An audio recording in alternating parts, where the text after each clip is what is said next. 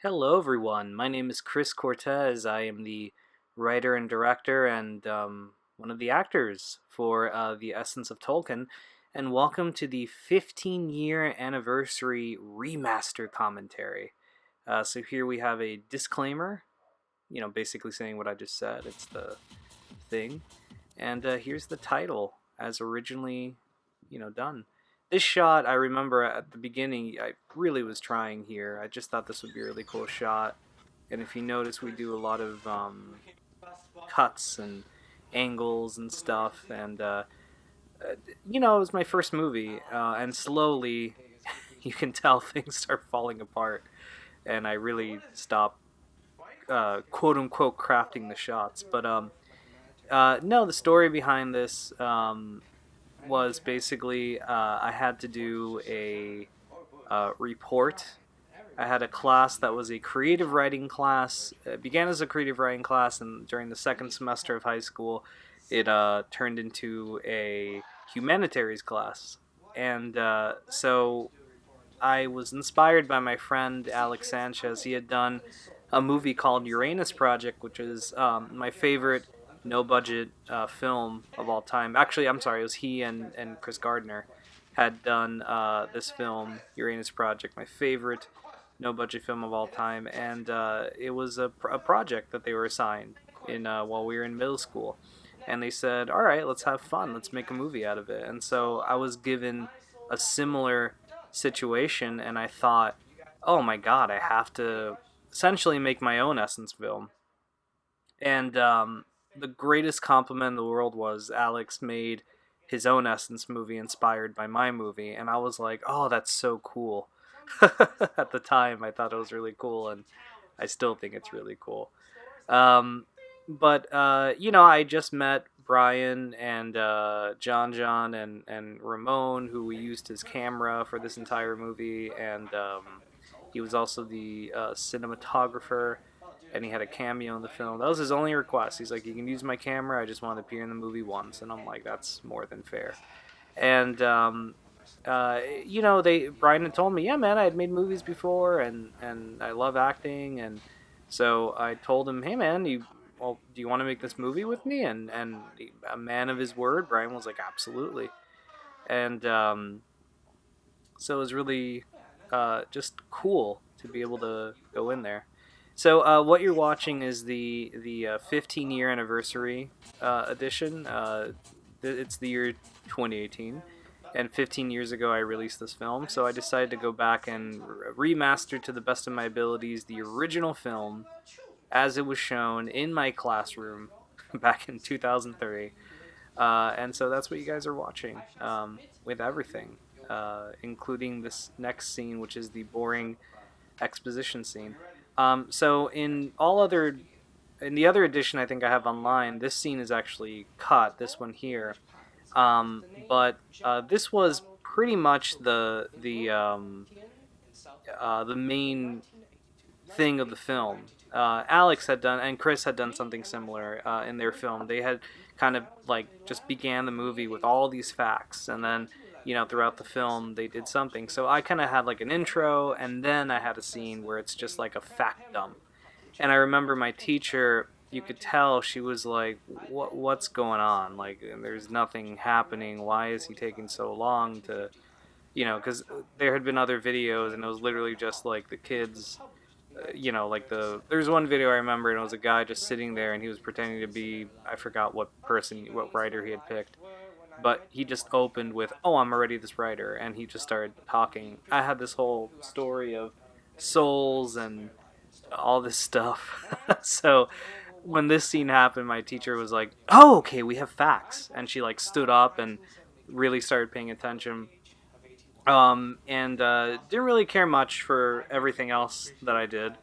I don't think, but she was such a nice lady, such a nice teacher. She was seriously one of my favorite teachers. I even visited her when I started, because this was in 10th grade. When I started 11th grade, I visited her at the beginning of the school year just to say hi, because I really liked her. I thought she was a really nice person, and unfortunately, she did. I couldn't take any more classes with her because I think she taught English, but I never had her again, which kind of bummed me out. But she was such a sweetheart. I really hope she's doing okay, or I don't know. I don't know what she's up to. Um, so uh, again, I wanted to drop more factoids. So, my teacher didn't believe me, but I think she didn't buy that Tolkien would be upset that there is a film of his made. But Tolkien had said that he didn't think Lord of the Rings could ever be made into a film.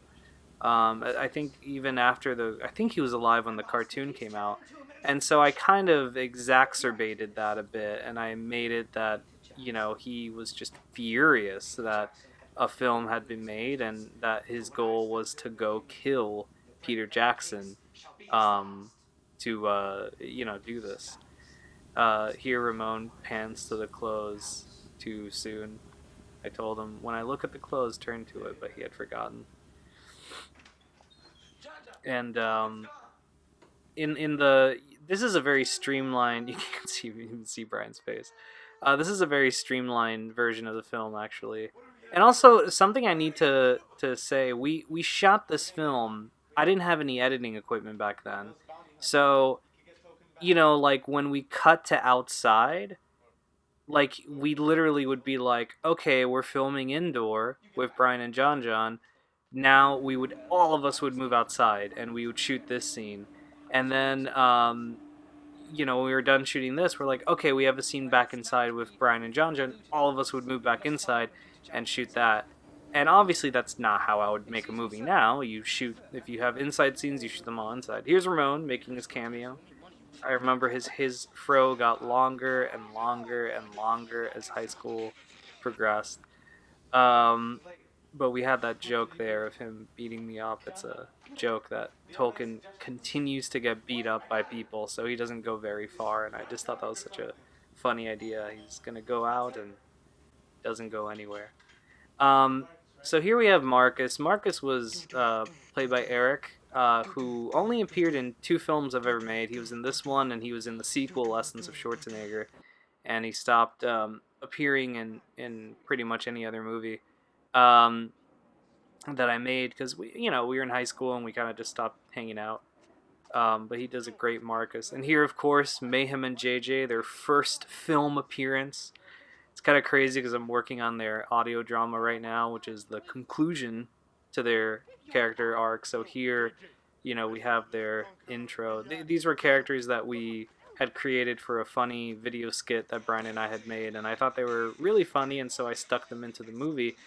And then I kind of painted myself in a corner because I couldn't play JJ because I was in the same scene as Tolkien. Here's my mom in the background. Uh, and so I ended up having John play him, but I did do the voice, but I didn't actually play JJ in a film until the sequel, which I came out. John holds that coffee jar. I gotta give John credit. He really tried to add something to his character, like this he's going insane kind of thing. Eric was great. He, was just I don't know. He was part of. There's this group that Brian had, and I'm like, well, Eric should play because he was handsome and he was tall. He was the tallest of us all, I believe, and he had really gray hair. And I just thought he'd look really cool in a leather coat and glasses and playing like a Terminator ripoff essentially. And he did a fantastic job. Um, a lot. I didn't ask him to do that, but again, Tolkien just, and there you see the headphones. Again, no, we couldn't do the music, so what do? We just put headphones over the microphone, and that's how we were able to create the sound. Um, but wow, we're coming to an end here. Yeah, this is a very short film. Tolkien was the first movie I had made. I kind of see it as an unofficial finale to a trilogy. I call it my beginnings trilogy, where the first movie, Uranus Project, was the first film I ever did. And I just had a very small appearance in the movie, a cameo, really. I just played a very small role, but I was able to see so much in that movie. in how you make films, and watching Alex and Chris make it, and it just really inspired me that, I thought, man, if you can get your loved ones and your friends and everybody to just come in and do something, you could make a movie, man. And that really inspired me, and to this day I still hold that. The second film in my Beginnings trilogy, I would say, was Uranus the Hunt, which was a prequel. I had a much more substantial role. I wrote the film, and I had a co-starring role in it. Um, and then, this was kind of the conclusion, because this was the first film that I wrote and directed that was actually released, and so it kind of concluded that like beginning um, trilogy, and that's why I like to kind of do these anniversaries with this movie, because this movie is very important to me. It's not a particularly good film. It's a bunch of kids. We're all children, like doing stuff. I was 16. I'm 31 right now. But it just means a lot to me. And so that's why I revisit and turn off the VCR. That's why I revisit this, and I try to like celebrate it. But anyway, I hope you guys enjoyed. This was a pleasure to record. Please enjoy the remastered film, and we'll see what happens in 5 years. Good day.